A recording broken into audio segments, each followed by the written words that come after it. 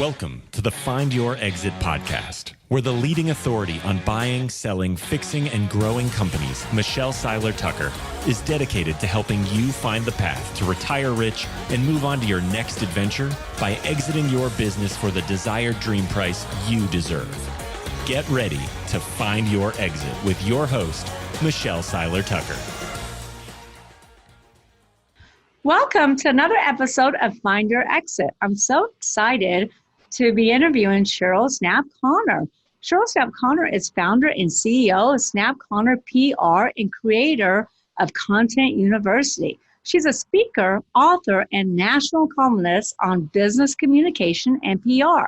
For 6 years, Connor contributed to Entrepreneur Channel for Forbes, and has been a guest contributor to the Wall Street Journal, Startups, and a regular contributor to Inc.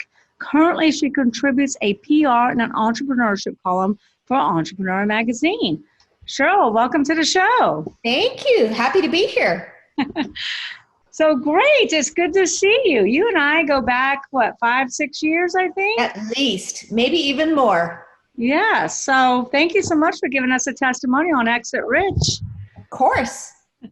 So tell us about how you got into PR.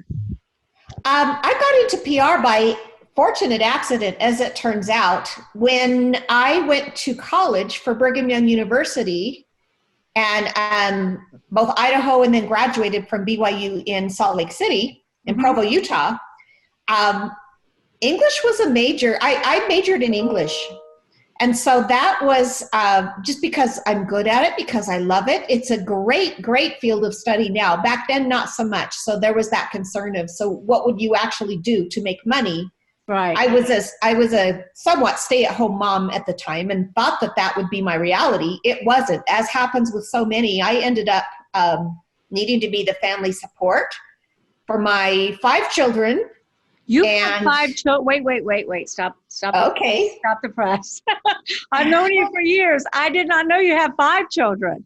Well, even more than that, if you count the ones I acquired by remarriage. My husband has 4.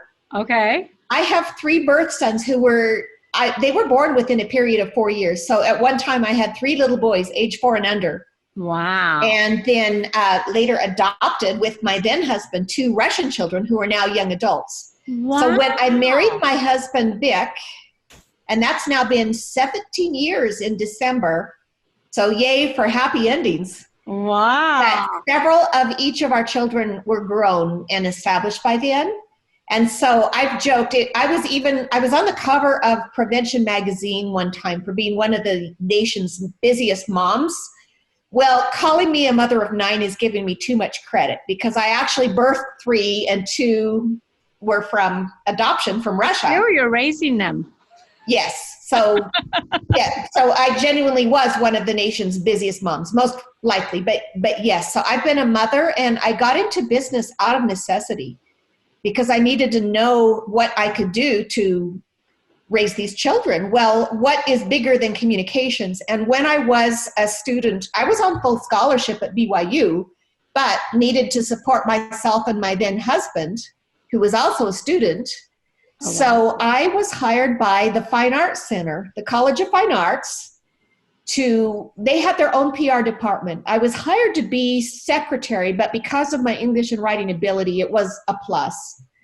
And that was my exposure to PR. And that ended up being the kind of position I took after college, and I just grew with it. Wow. So what makes you unique in the industry? What sets you apart from everyone else? Well, that's a fun question to answer, because with my team, we are business strategists. That I strongly maintain strong communication is the currency that's more valuable to you than money. And I think I could stand by that position in most ways. But looking at everything that we do in communications, and especially in PR, as a strategy weapon and tool for your business. So when people ask about public relations, I ask them right back, what stands between you and where your business needs to be? What would be your next level? And then let's decide how communications and PR would move the needle. And that's important. Absolutely. What's the difference between PR, marketing, and media? They're tightly intertwined. And are you Without doing marketing, all three? Well, yes, we're in all three, but without media, PR has a much harder time existing because then you'd be limited to only what you say about yourself and publish yourself. Mm-hmm. So the media is a strong ally. What the media reports is a high credibility marker, probably more highly ranked on search than what you would produce yourself, depending on, unless you produced yourself within the media. Mm-hmm. And there is a real strategy to that as well. But marketing is a part of the business strategy that a lot of people ignore in PR, or they treat it like a separate silo. Yeah, I'm asking the question because, with Exit Rich, we have to have a marketing company. We have to have a PR company. Yes, but you want those to be intertwined. Otherwise, you would be marketing to an audience that you identify, Right. But you could reach it far more effectively if you use PR that knows who you need to reach and with what kind of a message, than to do those things separately. So you do all three? Yes. Okay. And who is your ideal client? We find our best clients tend to be growth companies, especially the really hot opportunity, high growth, for a couple of reasons. We can most reliably and measurably move the needle for them. And so that's a good place to be. We actually could be effective for all kinds of clients. But in terms of really being an effective team, and we're a power team of A players, okay, no junior people who are hitting check marks to accomplish certain things. That means that if we focus in on our very, very best opportunities, it's growth companies. Mm. And you guys, are you also handling like all the social media, like Facebook ads and Google and LinkedIn and all of that, or? We're not directly handling the ads. We can handle the social media where needed. Ideally, if someone has a social media program, we can provide them with the rich content that makes it really, really shine and really applicable versus just interesting and random. Right. But the ads part, we would partner up with somebody who's effective with ads, but give them the absolute gasoline to pour on the fire to make it be as effective as it possibly can be. Right. So is content still king, Cheryl? Because you always heard content is king, content is king. Is it still king? It is still king, but its role as the king is evolving under our feet minute by minute. For a long time, a period of several years, there were so many CEOs who were columnists in lead magazines. That became a big, big deal. Well, for a variety of reasons, there isn't so much of that opportunity available. And even when it isn't as directly applicable anymore. But content is still king. And in fact, I can tell you the very best content is content that is just educative, value add for things people really seriously want to know, need to know, would be of value to them, not that you want to hear told or that you'd want to be edified by having out there in the universe. Right. And so what is the ideal length of that content? Because I heard shorter is better. Is that true? I've heard both schools of camp. And so we just tend to go with who the publications needs. Okay. A lot of the publications are wanting content of 1,000 words because it tends to carry more weight with Google. Then on the other hand, a lot of publications are asking for short bites, short hits, because that catches the eye and you don't have to scroll up to read all of it. So there are both camps. So we just tend to, depending on the audience and the publication we're aiming at, follow their requirements. What about video content? I heard that video content is surpassing written content now. In many cases, yes, but then there's also the ability to look at, if everybody's doing video, do you want to be doing what everybody else is doing? I'd want to be covering that base and then also doing what they're not. Yeah. So I think, and I give Tracy Hazard full credit for this philosophy, do both. Why would you not do both? And let that video content, many people start with the video because they can express themselves verbally better than they can in writing. Yeah. So if there's a short video piece, let the transcript of that video be the core of a good article and embed the video in it. And in fact, that's even exactly what Tracy does with the podcast. Well, she calls it brandcasting. And I really credit her every time I tell people they ought to do this because it is really smart. Now you've given Google something really, really attractive. Right. Also, you've ensured that whatever the medium, because people send me a video and I just sadly roll my eyes because I don't have time to stop the world and hear it. Right. But if they'd send me something in writing, my eye could scan it in less than 30 seconds and I'd know what I need to know. So make certain you've covered both. And even the audio track, as Tracy points out, is valuable because there are people who are in their car. They don't have the luxury of sitting in front of a screen, but you have a captive audience for as long as that track is running. Right. They're not they can't fast forward past ads. So you even have that opportunity if it's worth it to you. Right. So what other tips and advice do you have for our listeners wanting to write content, wanting to get articles in Inc. or Forbes or Entrepreneur, any of these great publications? What other advice do you have? Well, my advice is think value add and think. It is so hard to do, but I think such an obvious secret that magazine and your audience, think about them. You know, I just had an experience where I created two columns for a client doing amazing things. They took a long, long time to get back to me with the accuracy check. And when they sent it back, what I had created in a journalist tone of voice with a lot of informational value add, they had taken those sections out and written instead what I call the heartfelt tribute to, as a founder, here every day is how I try to meet the example of my father. It's with me every day. Well, certainly that means something to him. Doesn't mean a thing to that audience. Right. And everything that would have allowed the article to appear because it met criteria and to provide information for the readers was stripped out. And now it was simply a brochure. Right. That's a great point. You know, because all business owners are always trying to get across about them. Yes. What's good about them? Why are they special? Why you should do business with them instead of putting themselves in the reader's shoes or the listener's shoes or the client's shoes and asking them, what are your wants now? What are your needs now? How can I make it easier for you? What is your bleeding need? What keeps you awake having nightmares at night? Now let's talk about that, not about us. And I truly think that that's one of the reasons that 70% of businesses are going out of business after being in business 10 years, because they stop listening they stop asking and they stop listening.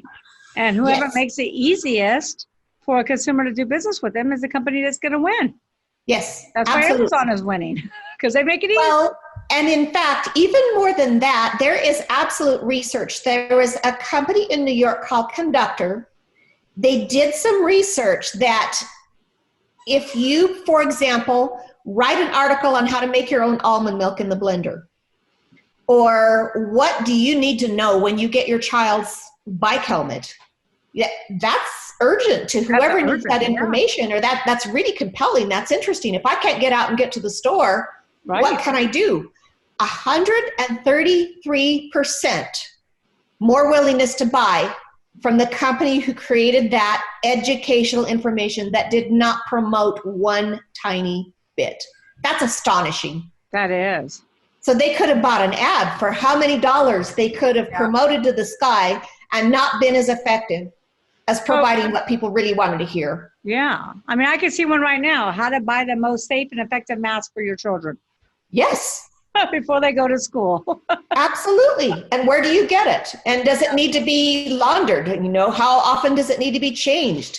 Are there any secrets to getting the child to reliably wear it effectively and not pull it down? Right. So what have you seen with your clients during this pandemic? Have you seen a big change or? It's been really, really interesting. It's probably a microcosm of everyone and everything, but immediately we were beset. Almost half of our clients had to pause on a dime. And in that kind of a moment, it doesn't matter the contractual restrictions, anything, that we're all in this same boat. There is just nothing they can do. Now, about 60% of our clients leaned in deeper. And that's interesting and compelling because the natural entrepreneurs lean in. Any kind of disruption is an opportunity, and they need to figure out what it is and how to leverage it.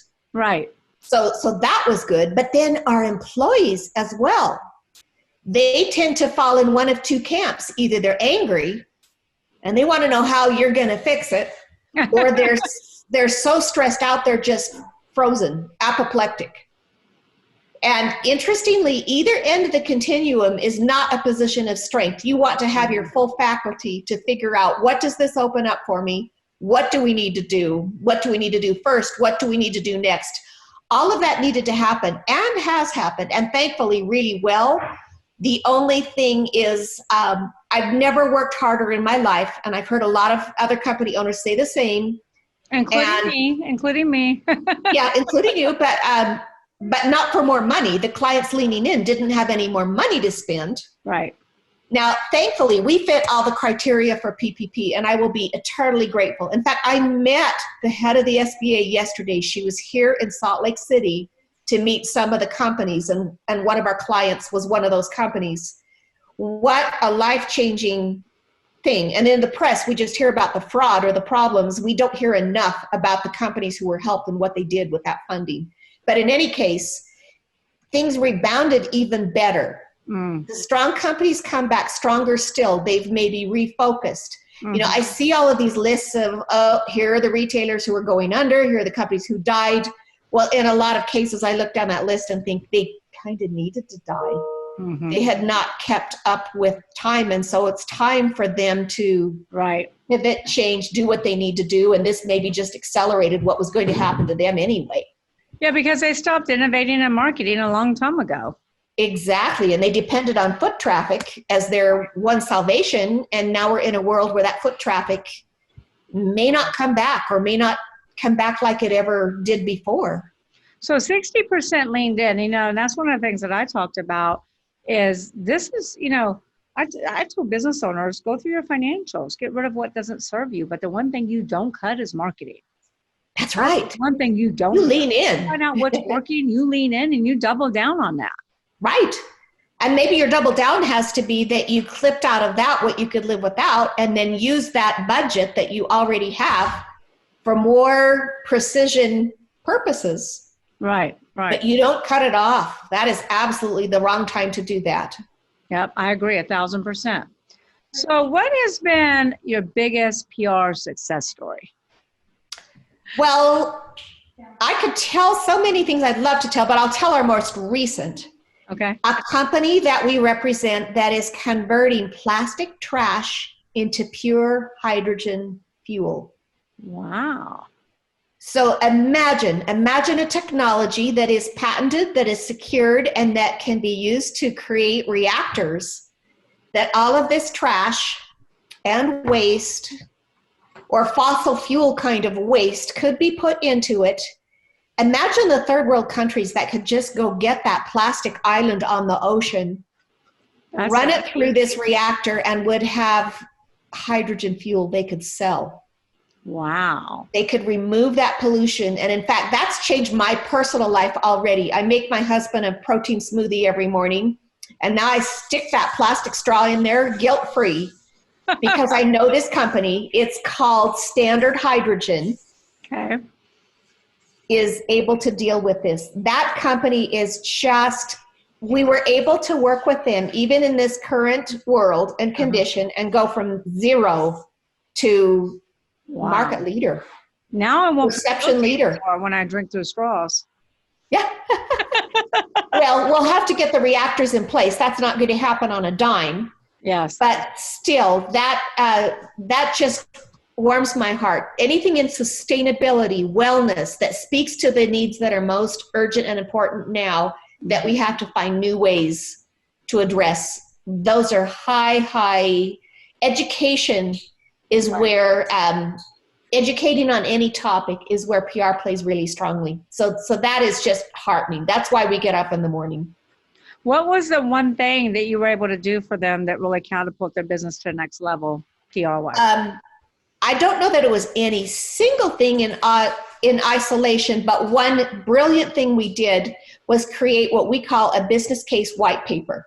A lot of people create brochures. A lot of people create marketing materials. What we did was create a piece that tells the lay of the land, how big is the problem, what are the options to solving the problem, and what are the things emerging that can solve it. So it didn't mention this company until the third section. That's a great tip. That's a great promotional, the exact words a journalist would use. Mm-hmm. And that has been a centerpiece that we give to reporters, that we give to investors, that we give to anyone. And because it's not trying to grab them by the throat and hype them into anything, Mm-hmm. it really flies. So that's been the centerpiece. Now, you wrote that for them? Yes, with their input, of course. Yeah. But And yes. y'all are copywriters, obviously. Oh, absolutely. And I always say, gosh, writing copy is an art. And I'm a writer. I've written numerous books. I've written songs. I've written poetry. I love writing, but I don't think I'm a good copywriter. What's the secret to writing good copy? What are some tips you can give us?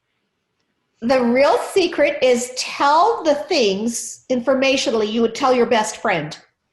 Skip the promotion, get straight to the heart of it. You would tell your best friend a different story than people tend to want to tell the world in their press release. Mm-hmm. You're thinking of things like, what were my other options?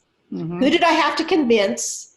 What kind of money was involved? You hear these press releases talk about extensible, all of these glory praise words, and they forget to tell you what it is or how you'd even get it.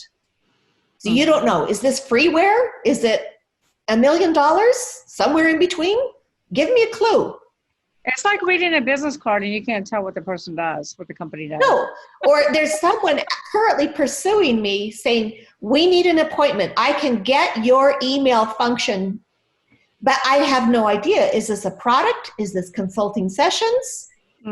Finally, when I pushed back, I was able to get a price. Okay, but I still am not, as a CEO, able to set an appointment to go through a demo, to vet this and decide whether it fits me or not. It's just not something I can afford the time to do. But if someone like a best friend would say, this is one thing I did, here's what was involved, I would do it again. Here's how much it saved me. So black and white, get to the point, short sentences. Skip all of the adjectives. In fact, if you blacked out with a marker all the adjectives and maybe choose one and choose the one you really mean, skip all of the rest. Right. And think about hardcore information, that would help somebody close a deal, not silver bullet testimonials. I don't even like the word testimonials. But what word do you like? What word do you? I like customer experiences or use cases. I think use cases for people who understand that concept. Mm-hmm. Yeah, okay. Case studies is good, right? A case study, but a short case study or case study vignette. Use case could be as short as a vignette. Like it was a medical practice. We were able to reduce the support function from 10 people to 1. Perfect. And save this many dollars. Right. Now, you are the founder of Content University, right? Yes. We're not actively marketing that program now, but we do have it. That grew out of the whole era of executives creating thought leadership. Okay. And when it's done well, it can be so powerful. And in fact, you and I, before we came on the air, we talked about an interview we're doing. Mm-hmm. The reason it flies is because you're providing thought leadership.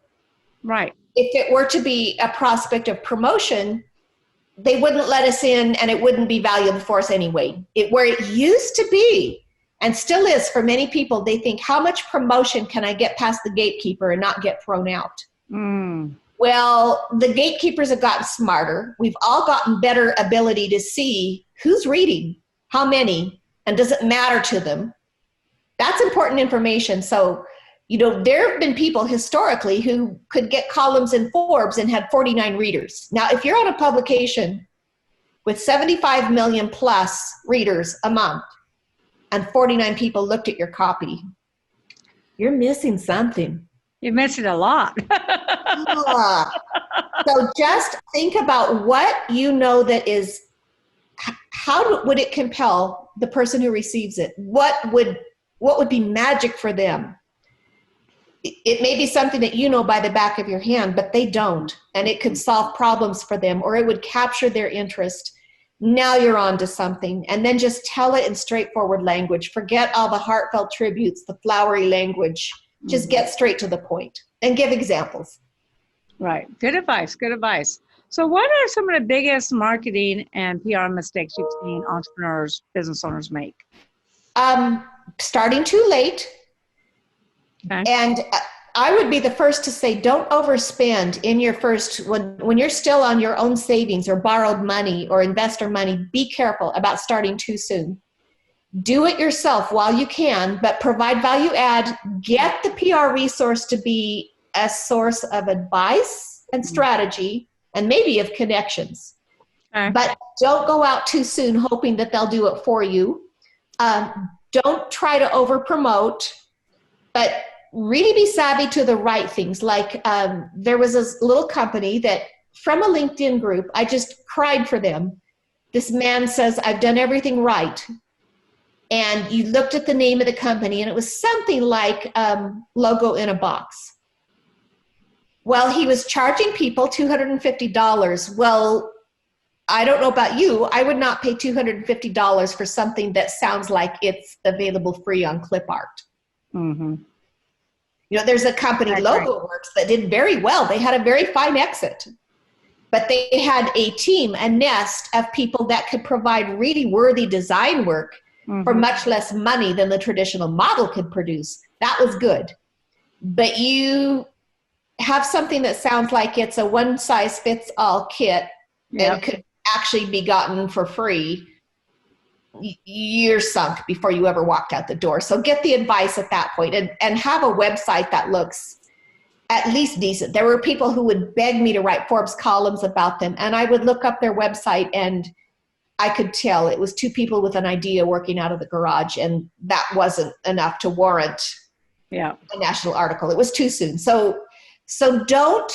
Too soon is a good point, because that couple working out of a garage could turn into a multi-million-dollar business, but timing is everything in marketing and business, right? But you wouldn't want to expend $250,000 a year, correct, when your product isn't ready.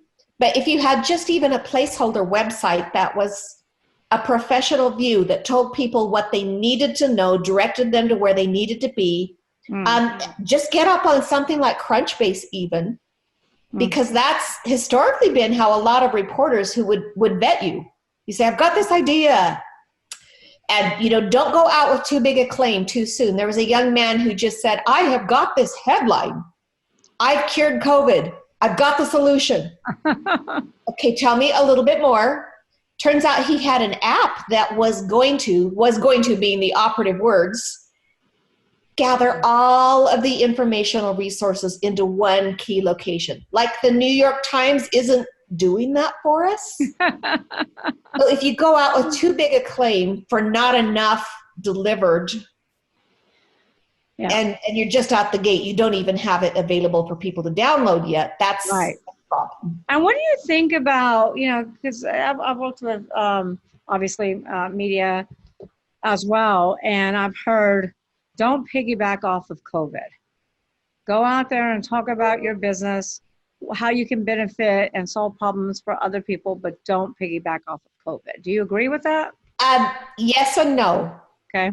So many people have just gratuitously tried to jump on the trend of the day, whether it's COVID or whatever it is. But COVID is something too big to ignore. Right. So write your article in the context of what people's current reality is. That's important. And yes, that means COVID, but that doesn't mean that your story is about COVID. It's about something, and you've made it applicable right now by tying it into the reality that exists right now. Right. And don't use the same, if we hear one more ad that says, in these uncertain times, you know, you feel like shooting somebody. The next, never mind COVID, I'll just shoot everybody instead, because you're so tired of people trying to leap on, or people rushing to put out their statement about COVID or their statement about Black Lives Matter. And then all the aftermath if somebody thinks your statement wasn't good enough. Why not skip all of that? Why not just do what you ought to do in the first place? Make it publicly available so people know what you're doing. And if they have input or it impinges on their decision, they can make that decision. Right. Don't think every one of those things needs to be a headline today. And you do this for all of your clients, I assume. You keep them out of trouble. Yes, for many of them, we do for making big media mistakes. And they can do it themselves, or we can do it for them. But just having some strategy advice can be everything. Huge, exactly. I mean, I think everybody benefits from having a mentor and hiring their weaknesses, and hiring, those core competencies, because you don't know what you don't know.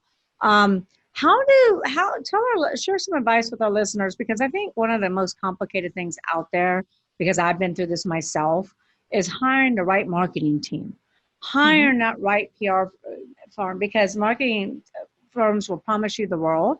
Many of them over promise and under deliver.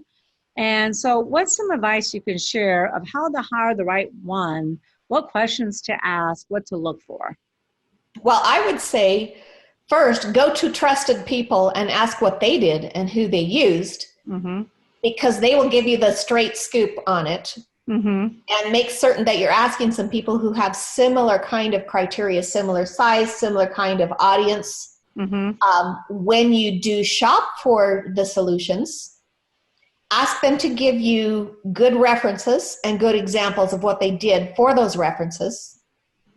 Ask them who you'll be working with on their team. That could be important, because an agency could come with somebody really qualified and then assign you to a junior account lead. And in the cases of marketing, and I think sadly, especially in PR coverage, that you tend to get relegated to people who were checkmark hitters. Like, look at this, we got into this, look at this, we got mentioned in that, and that doesn't really help, and there's nothing really strategic about it. Right. At one time, I didn't like it at all, but currently we are having more and more engagements that are pay for performance. And I've had clients walk in the door and even just say, I feel like weeping. I'm so grateful. I didn't know there was such a thing, because we're so scared to commit to potentially a mountain of money and not know that there's a guarantee of what we will get. So frequently, we're suggesting get the foundation, make certain your message correctly before you do anything. That is vital, and that shouldn't be a time delay. Do it quickly.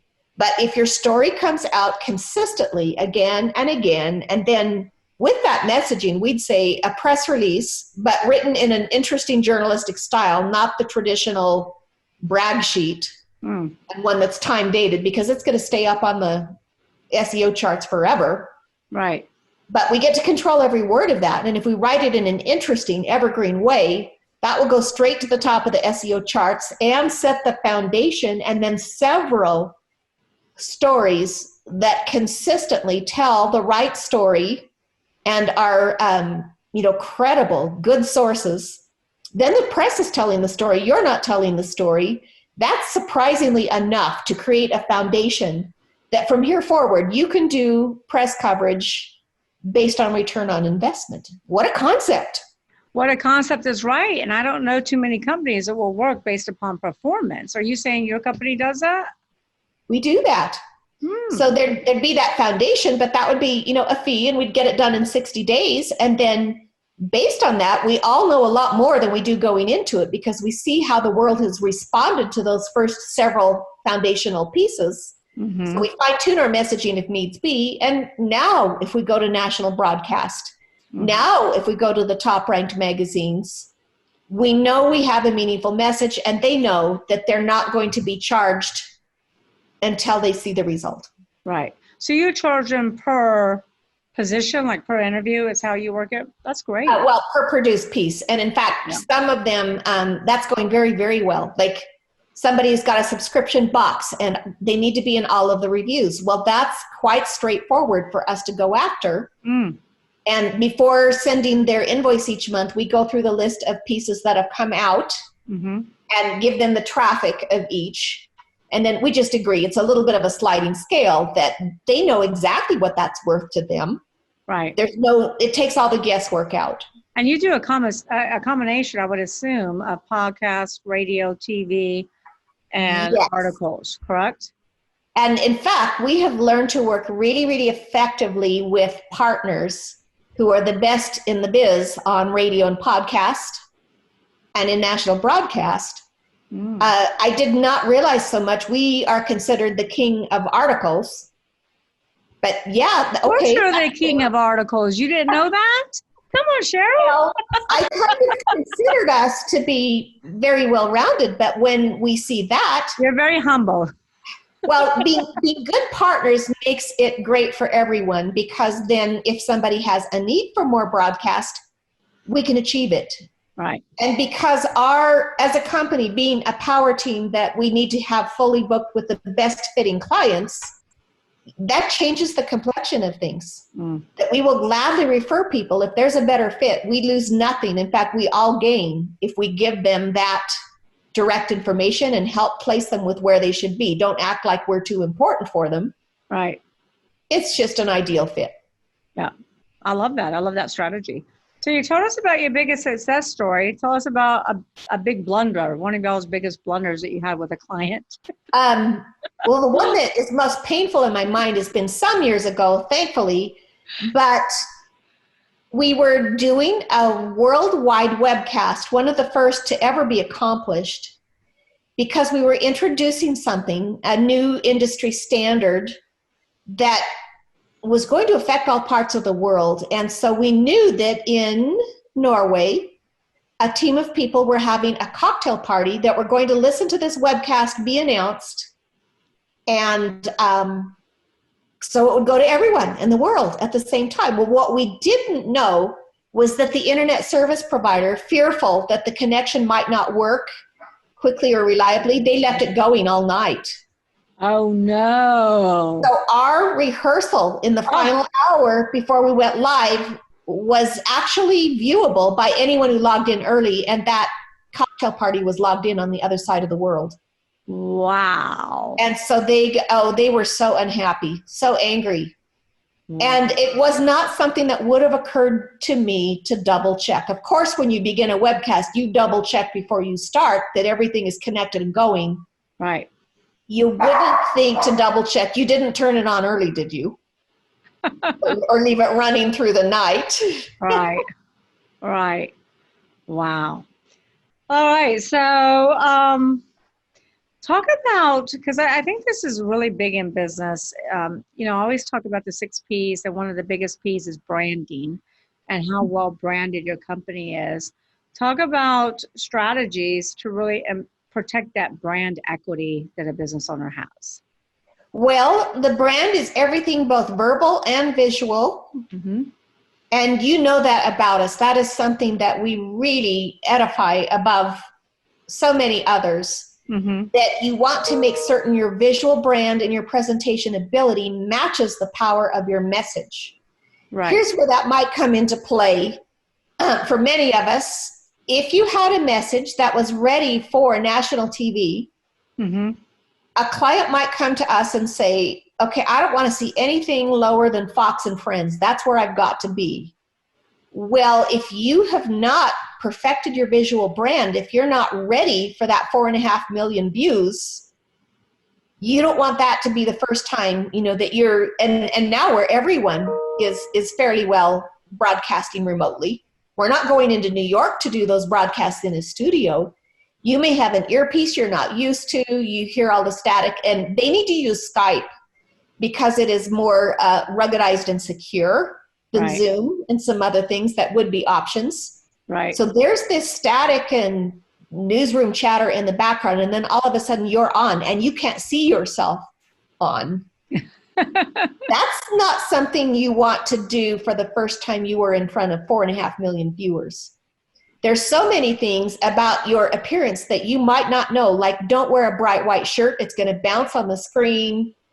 If you have eyeglasses, what are the secrets? People tend to tip their head back and look down the bridge of their nose, and then the camera angle's shooting straight up your nostril. All of those things, besides which you look and sound like a deer in the headlights. I'm sure you do some PR training, right? You absolutely. Clients before you put them in front of the camera? But not only do we train, we make certain their first experience is not the do or die global audience. It's funny that you mentioned Fox and Friends, because I was on Fox and Friends about, 5 or 6 years ago. Uh-huh. And it was a Skype interview, just like you said. Yeah. It was a horrible thunderstorm in New Orleans. Horrible lightning, thunder. It was a terrible interview because the internet kept going in and out, in and out. I mean, I did well with what I had, but, it was terrible because of the thunderstorm. Well, and you wouldn't want your first huge experience to be going viral for the wrong reasons. Exactly. Now, that was not my first experience, and I was, comfortable handling that and still maintaining composure and being professional. But what if it had been your first and, there you are with a thunderstorm? What would you do? How would you look? Would your face register that startled reaction? Right. So tell any other tips that you have for our listeners as it relates to marketing, PR, media, everything that Cheryl Snapp Connor is famous for? Well, I would say be present, be on the record for who you really are. And that is actually also good protection against negative press. Right. Because none of us know. There have been so many things, especially lately, that a large company, and it's a good thing I can't remember which one because I wouldn't call them out by name, a former employee didn't like the statement they made about Black Lives Matter, didn't think it was sufficient, and took them on.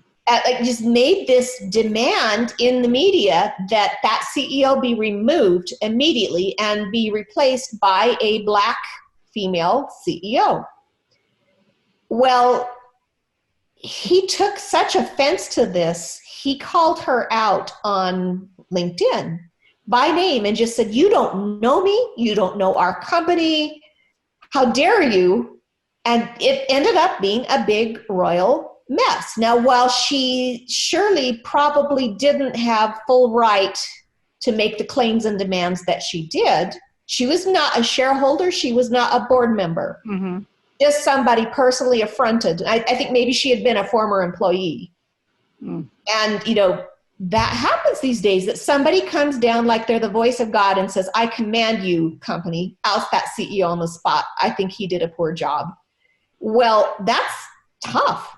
But one of the things to remember is if everything that you do embodies who you really are and what your strong principles really are, you're really helped. Another thing to remember is if a crisis happens, do not respond off the cuff. He did. Ultimately it was solved, and there was a photo on social media of him and his company and his board, and they were eating this black and white cake. And he said, "From now on, my golden rule is when something happens with social media, I'm just going to chill." Because I always tell people, don't react on emotion. Oh no, make terrible decisions when you're acting on emotion. You always need to stop, think, and act upon logic, not be emotion. prepared. And get some call help. Cheryl Snapp Connor before you react. Before you react. Yes. I mean, I'm sure in your career you've had to do a lot of damage control for situations just like that. For every kind of situation you can imagine, and they are so weird, you just can't make these things up. But if you are readily visible and apparent for who you really are and what you really do stand for, and you bear that in mind through everything that you do, that the company does, through the very appearance. If you say customers are important and then they're unbelievably long customer response wait times, for example, right, just make certain the things that are important to you are true. That helps you more than anything else. But then if something comes out of left field, get some counsel. Don't react on the fly, and stay out there consistently enough to be relevant. Right. But then do what makes sense for the return on the investment of that time from there. So that's a good point. So you said stay out there to be consistent, to be relevant, as long as it makes sense for the budget too. But Yes. How many times does it take for a client to see? How many impressions does it take for someone to actually pick up the phone or send an email and do business with a company? It really depends on the nature of the company and product, but I can tell you that according to Inside Sales, who has the company is pivoted to become Xant, X-A-N-T. Their research says 6 touches. Oh, okay. And in fact, one of their fun secrets they wouldn't mind, because they publicly give people this advice. They have got things they call ELFs, just like electronic engines that can support you. If you are speaking to someone, you're well down that chain of 6 if you're on the phone with them. But at the same time that you're talking, be sending a LinkedIn invite, or the engine could send an invites, because that's another touch. Oh, so, at the same time that you're talking to them? Yeah. That's great. So get them down that path. And I've really pointed out to people, if you are an executive who is publishing material, well, publish some of it on LinkedIn, because people are going to be a lot more comfortable responding to it. And if they're in a conversation with you on LinkedIn in that comment string, they're halfway there. Even if they're allowed to comment on something like Forbes, which a lot of those publications for security reasons have taken down those comment strings. But even if you could, people are so self-conscious, the most they'd probably say is thank you very much. They're just so scared about having to register, get on that site, and know that they're visible now to that audience that is Forbes. They're not going to be so candid in their questions. You mentioned Forbes. You know, we have Steve Forbes who gave us a testimonial for Exit Rich. That's wonderful. You know, it's a strange world for everyone, but I still have to just admire and respect everything that the key publications like that are doing to provide real information and real value add. Just kudos to them. We know the world is weird, and thank you for persisting. Yeah, I agree 1,000%. What is the best, so this is a crazy question for you. What is the best color to use? I know, everybody has their branding color. Is there certain colors to use in print, to use on your website, to use when you're in media? I know you said don't use white. Don't wear white. Well, you wouldn't wear white on broadcast. Of course. But that would be a great question for my counterpart, Lauren Solomon, because colors go in and out of vogue. The color that might buy a deal, for example, in the dot-com boom, everybody had this vibrant electric blue and lime green. That was just like the color du jour. Our own website, which I love, I don't feel the need to change it for a long, long time, but we went from vibrant primary colors, red, yellow, and kind of violet blue, to navy blue and gold. That's the color of my website. Well, that's a branding color. Corporate. That is a branding. That's a very corporate level of brand. So there are emotional triggers around the style of the graphics, around the colors. She would be the one. Standard Hydrogen, for example, there's quite a bit of green for all the right reasons, and it's like a plant green, not like a lime green. Well, we'll have to bring Lauren on and talk to her about that as well. Well, so, Cheryl, you know what? We do mergers and acquisitions, right? On exit strategies, what do you feel like is the biggest mistake that business owners make when exiting their business? And from a mergers and acquisitions standpoint, what have you seen them make? Have you seen them make mistakes in handing them? Oh, so many. Messaging of such in the public. So many. Well, and many of the obvious ones I've learned from listening to you over these years. But I think that if I had to say just two mistakes, one is assuming you're poised for an exit, that I've worked all of these years, so it's going to happen. What am I going to do? And then not really be prepared in the right ways. Right. Two is that especially in a down economy, it's going to be more tempting or more prevalent that the exit is an earn out, not a buyout. And those are so treacherous. In fact, the two formerly most pernicious competitors we had, neither one is an issue for us anymore. Both were acquired. Both are in earnouts. So it completely changed the complexion of both companies. And honestly, they're not in our hair anymore. So it worked out for you. It didn't work out so well for them.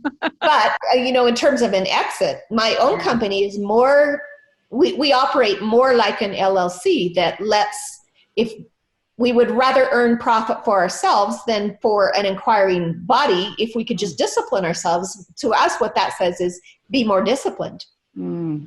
Because if you are not along a path that would cleanly lead to a majority investor or a complete exit, just know that you're going to need to be reliably producing profit and doing the right things with it all along the way. And that becomes in lieu of a traditional exit.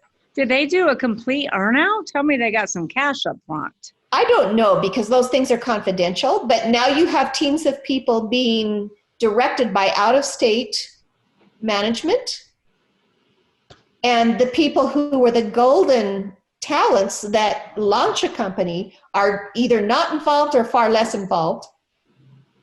So now you've got more junior people who are incented and driven entirely by their absolute need to hit numbers. So you see the concern. Yeah, absolutely. Well, I certainly never recommend my clients to do, I would never allow them to do a full earn-out. The only time that we ever entertain an earn-out is when we're trying to bridge that pricing gap, because let's say 2020 was a huge year, maybe the biggest year ever, and the next 5 years are looking good, but you're not sure. 2020 could be an anomaly. So we want to bridge that pricing gap to see if those projections are going to hold true for the next 2 to 3 years. That's So it is a protection. We'll allow our clients to do, but we still are going to get 70, 80% of that purchase price front. Right. Our earn-out is an upside. Well, and for service businesses, and this has been a really interesting thing because the big vogue for the last several years has been digital marketing. Right. And these digital marketing companies have been successful, power to them, in requiring 18-month contracts. Well, the fact that that's a long-term contract is, in some respects, a protection and a valuation consideration. It is. But then when those relationships don't go well, now there's a problem on all sides. Well, and the contract has to also be transferable because in all likelihood, it's going to be an asset sale, not a stock sale. That's correct. It's transferable. And I will tell you, 99% of companies do not do they do not add the transferable language to their contracts. They've goofed. And in fact, one of the wisest pieces of wisdom, I sold my half of my first company, and the attorney giving me counsel said there is no contract in existence more powerful than human nature. People will find a way to not do something that's too painful or that they don't believe is in their best interest. They'll just give up and say, so sue me. Right. So, and in that case, I went in eyes open, and I knew that was the case. I was so burned out. It was like on the borderline of my health tipping over. It went halfway before that founder renegotiated with, unfortunately, my former husband. But, that was the sign of the times. I've learned so much along the way. I was not even in the room when they negotiated that redo. So I was the asset being fought over. Oh, wow. I have no voice. Well, that's not good. Never again. But, it came out. I got what I needed. Right. But that would never happen again. Well, and that's another thing. I mean, if you're, if the owner is the asset, that asset has to have consideration to also stay to ensure a smooth transition. That's right. 1 or 2 or 3 years, depending upon what that's going to be. Because like you said, yes, you could have an 18-month contract, but the relationship is not there. It's nurturing and making sure that contract, stays valid, then the whole business will fall apart. And be sure that that's going to go well, that they're willing, that they're able, and that transition isn't going to be too hard on either side to make it come true. Right. So we always factor that in. We always factor in the asset, which is the owner, and how long they're needed to stay in that company to ensure that the business stays and is sustainable. Yes. Yeah. Great. So any last minute tips? I hope everybody's listening to you. You've given such good wisdom that progressively I've been able to hear and benefit from over the years. I advise everyone, keep your ears open, stay tuned. Thank you so much. So how can our listeners get in touch with you? Well, that's the good news. Look me up on Google. Okay. You can't not find me, whether it's Cheryl Snapp Connor or even Cheryl Connor, you will find me. Our website is easy to find, but rather than have to spell it, look it up. Okay. I have one more quick question for you. Mm-hmm. So you're very successful. You've been successful for decades. What were you like as a little girl? I was very intellectual. My parents had put me forward. My birth date is in late September, so they had that option of forward or back, and they put me forward. Well, I was scholastically prepared enough. I was always a star there, but that meant I was emotionally at least a year younger than everyone else in my circle. Mm. So, it wasn't like Sheldon, but I always felt like a beat or two behind everyone else growing up. And so I was not like the shining social star by any imagination, but I tested well. I asked you that question because as a little girl, I never played with toys. I never played with dolls. I never did anything like that. I was always running around asking everybody a million questions, just like I am today, asking you all these questions. Absolutely. And my mom used to always say, she's going to be Barbara Walters. She's going to be Barbara Walters. I played with Barbie dolls, but I made them clothes. I made them wardrobes of clothes. Just sitting there and play acting with them held no appeal to me. But I love to make wardrobes. Oh, you made them wear clothes. Okay, wardrobes. Yeah. Okay, so you could have been a fashion designer. Maybe, or just creating things. I was always creating things and just kind of driven to get things done. Great. Well, it's been an absolute pleasure having you here. And for all of our listeners, go Google Cheryl Snapp Connor. Call her before you make any huge PR mistakes. And thank you for joining us on another episode of Find Your Exit. Thanks for listening to the Find Your Exit podcast. Don't forget to check out Seiler Tucker's Build to Sell Blueprint books and Exit Rich, along with more blogs, videos, and resources at findyourexit.org. Be sure to connect with Michelle on Facebook or LinkedIn and stay tuned for her next episode by subscribing in your favorite podcast player.